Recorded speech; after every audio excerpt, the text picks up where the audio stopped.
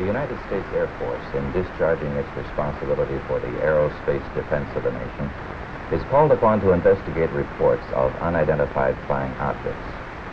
Two Air Force officers have over the years been very closely associated with this activity. Lieutenant Colonel Lawrence Tacker was formerly the chief spokesman for the Air Force on the matter, and Major Hector Quintanilla is now the chief of Project Blue Book. Major Quintanilla, what are the objectives of Project Blue Book? The objectives of the program are twofold. They're the same as they have been since 1953 when the regulations were written. First of all, to try to determine if the UFO phenomena presents a threat to the security of the United States. And second, to determine if the UFO phenomena exhibits any technological advances which could be turned into research and development. What's the record so far? To date, we have over 10,000 cases at Wright-Patterson Air Force Base, of which 646 of these remain unidentified.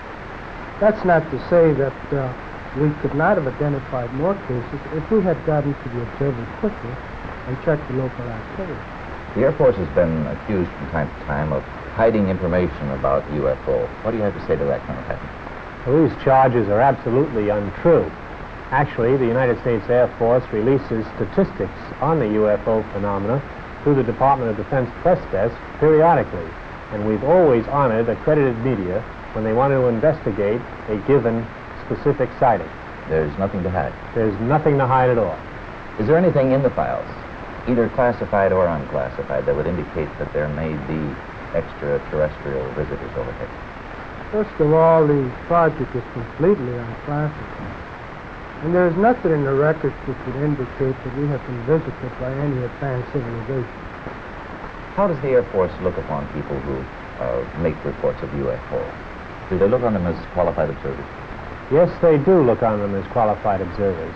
Actually, most people who report a UFO sighting are patriotic citizens who have been mystified by something that they've seen, and through a patriotic sense, report it to the local law enforcement officials or to the United States Air Force Base near them. What would you consider as a person qualified to interpret what he sees? Well, I consider astronomers are genuinely expert in their field. First of all, they have a tremendous advantage over the other physical scientists, and that is that they have powerful telescopes and photographic equipment to confirm their interpretation.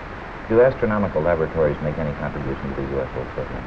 In a negative way, they do, because I've never received a UFO report from an observatory. Not a one? Not a single one. Well, how about the tracking and detection facilities that the Air Force itself has? How does this fit the program? Well, actually, to begin with, the United States Air Force is charged by an act of Congress with the air defense of the United States. And the North American Air Defense Command and the Air Defense Command have space tracking facilities which are constantly on the alert 24 hours a day. We're interested in anything that flies in our atmosphere. Well, how about UFO reports in other countries? How are they handled?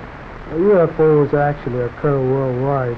However, the United States is the only country in the world that places as much emphasis on the phenomenon. Other countries place a burden of proof on the observer and not on their Air Force.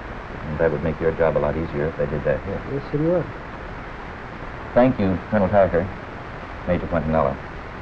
I would like to close by reading a very brief excerpt from the report of the Air Force's Scientific Advisory Board, which they made recently upon completing a detailed review of the subject of UFO.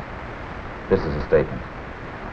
The committee concluded that in the 19 years since the first UFO was sighted, there has been no evidence that unidentified flying objects are a threat to our national security.